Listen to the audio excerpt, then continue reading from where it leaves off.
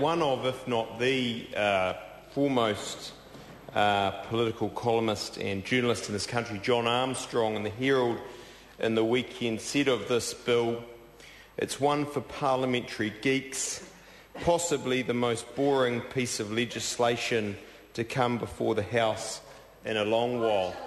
And sadly,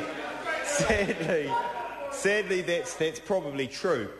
But nevertheless, this is, even if dull, a very worthy and significant bill in the sense that it does, I think, go fundamentally to the rule of law, that is, law that rules us rather than men.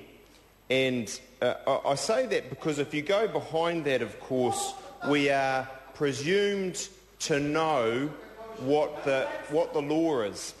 And that's a fundamental precept of criminal law, that we should know what the law is. We should be able to find it, get hold of it, read it, understand it. And actually that isn't always the case. In fact, quite often hasn't been the case.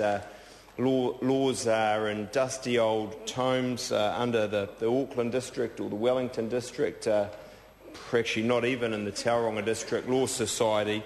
And, well, there's not many books in it, so it's not a particularly good library. But what this bill does, of course, is it modernises and improves the law relating to the publication, availability, reprinting, revision and official versions of legislation. So whilst it may be, as John Armstrong says, one of the most boring pieces of legislation before the House, it nevertheless is a significant one that furthers the rule of law in our country.